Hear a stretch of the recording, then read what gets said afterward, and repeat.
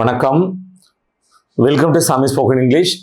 இன்னைக்கு நம்ம பார்க்க போகிற லெசன் வந்து phrasal verbs and spoken English. நம்ம நிறைய வீடியோவில் சொல்லியிருக்கிறோம். என்ன சொல்லியிருக்கிறோம்?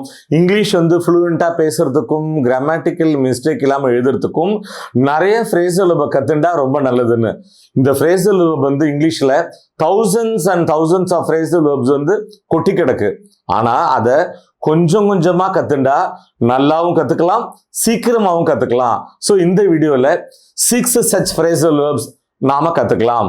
Number 1, make after. என்ன அர்த்தம்? To chase someone or somebody. யாரையாவது அல்லது எதையாவது துரத்ததை தான் இங்கிலீஷில் மேக் ஆஃப்டர் அப்படின்னு சொல்கிறோம்.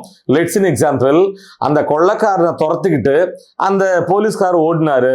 த policeman made after the robber. The policeman made after the robber. சரி, ராபர்னா யாரு?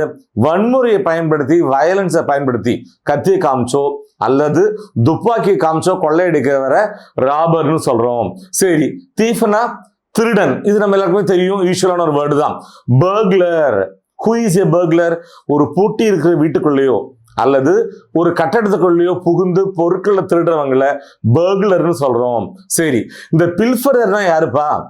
அற்பமான பொருட்களை திருடுறவங்களை பில்ஃபரர்னு சொல்லுவோம்.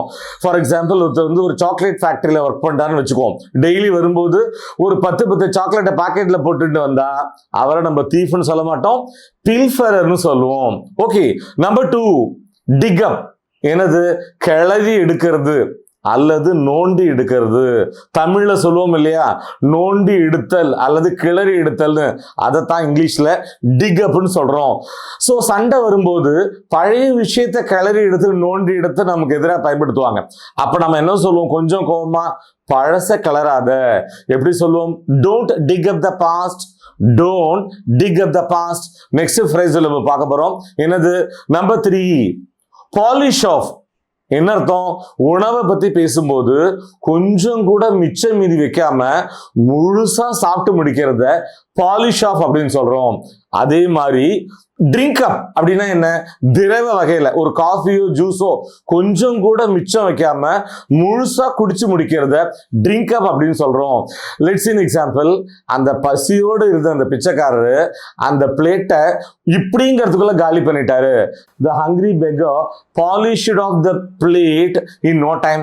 The hungry beggar polished off the plate in no time. In no time அப்படின்னா இப்படிங்கிறதுக்குள்ள அப்படின்னு அர்த்தம். நெக்ஸ்ட் என்ன பார்க்க போறோம்? Number 4, sort out. என்ன அர்த்தம்? ஒரு பிரச்சனைக்கு தீர்வு கண்டுபிடிக்கிறது.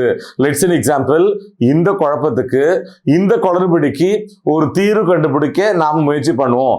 Let's try to sort out this miss. Let's try to sort out this miss. நல்லா கவனிங்க, மிஸ் அப்படின்னா குளறுபடி அல்லது குழப்பம்னு அர்த்தம். நெக்ஸ்ட் ஃபேஸ்ல என்ன பார்க்க போறோம்? Number 5, cutting. என்ன அர்த்தம்? பெரும்பாலும் நம்ம என்ன பண்ணுவோம்? மற்றவங்க பேசும்போது என்ன பேசுறாங்கன்னு கவனிக்க மாட்டோம், குறுக்க பேசுவோம், இடை மறிச்சு பேசுவோம். ஸோ யாராவது பேசிட்டு இருக்கும்போது இடை மறிச்சு பேசுறதை தான் கட்டின்னு சொல்றோம்.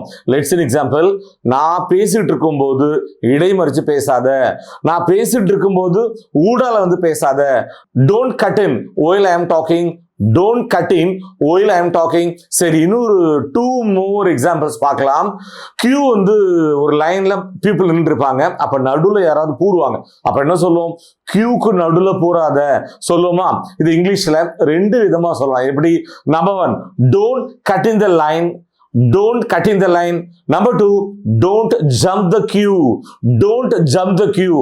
So இந்த லெசனோட லாஸ்ட் லெக்கு வந்துட்டோம். என்ன பார்க்க போறோம்? Put down. புட் டவுன்னா என்ன? யாரையாவது மட்டம் தட்டுறது, அவமானப்படுத்துறது அல்லது உதாசீனப்படுத்துறது. சரி, புட் டவுன்னா இந்த அர்த்தம். புட் அப்னா பொறுத்துக்கிறது அல்லது சகிச்சுக்கிறது. சரி, இந்த லெசன்ல புட் டவுனுக்கு ஒரு எக்ஸாம்பிள் பார்க்கலாம். நீ எல்லாருக்கும் முன்னாடி என்ன அப்படி அவமானப்படுத்தின? நீ எல்லாருக்கும் முன்னாடி என்ன அப்படி மட்டம் தட்டின? நீ எல்லாருக்கும் முன்னாடி என்ன அப்படி உதாசீனப்படுத்தின? Why did you put me down like that in front of everybody? Why did you put me like that in front of everybody? My dear viewers, spoken English and phrasal verbs இந்த lesson உங்களுக்கு ரொம்பவே ஹெல்ப்ஃபுல்லாக இருந்திருக்கும்னு நாங்கள் நம்புகிறோம். மீண்டும் அடுத்த பாடத்தில் சந்திப்போம். தேங்க்யூ.